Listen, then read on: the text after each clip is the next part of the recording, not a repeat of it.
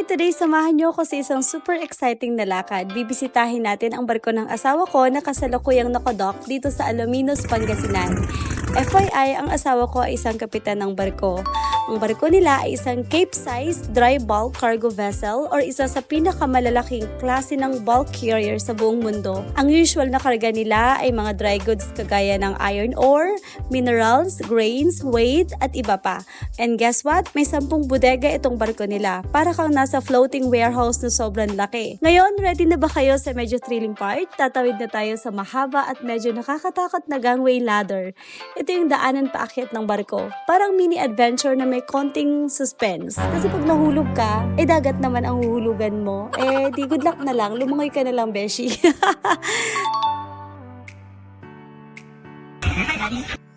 Pasok pa lang namin sa barko, ayun na, tumalo na agad yung anak namin parang ginawang trampoline ang kama ng daddy niya. At ito na guys, tada! Ang cabin ni Captain, aka Mr. Ko. Simple lang pero maluwag at functional. Lahat ng kailangan nandito na. Presko, praktikal, walang kaarte-arte, parang sikap. Low-key lang pero buwang plano. May sariling kama, working table at swimming pool sa labas. Bonus na yan at nag-swimming nga kami. At syempre hindi kompleto ang barko experience namin kung walang night swimming. So ayun, sinubukan namin mag-swimming dito sa mini pool nila sa barko. And yes guys, may mini pool sila pero wait ha, hindi ordinary yung tubig ito.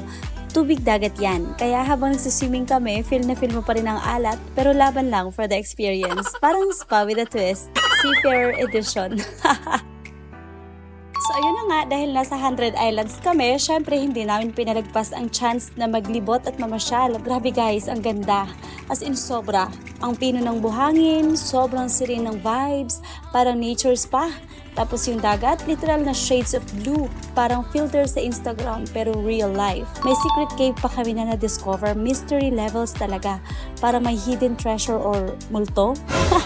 Kaya nung magja-jump swim na kami, medyo kinabahan ako ng slide. Baka may humila from underneath, di ba?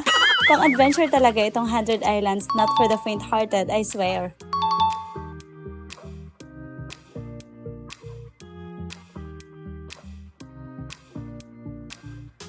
At ayan na nga si David todo emote habang ginagaya si daddy niya sa barko. Akala mo may OJT dito na seryosong-seryoso pa. Akala mo may sahod yan bukas. Mini seaman in action yan siya, mga besh. Pero kidding aside guys, habang ino-observe ko yung daily routine ng mga seaman dito sa barko, na-realize ko talagang hindi biro. Grabe yung sakripisyo nila. Number 1 kalaban, homesickness. Kasunod niyan, mental health. Mukha lang silang masaya kasi nandito kami ngayon. May kasama, may kakulitan. Pero pag sila na lang ulit, paulit-ulit na routine, malayo sa pamilya, ang hirap din. Kaya saludo talaga ako sa mga seafarers, hindi lang lakas ang puhunan, pati tibay ng loob. Buti na lang talaga the best ang kapitan dito para hindi mainip ang mga crew, may paliga sila, may Bible study, at syempre may barbecue party din every Sunday. Parang barko na may sariling barangay, di ba? At ang epic part, ang pastor dito, si kapitan mismo. Ganun siya kabait, hands-on sa lahat, kaya kapag si Captain Rosal ang kapitan, automatic bawal ang pasaway, disiplina may puso. Kaya dito, holy ka na, healthy ka pa.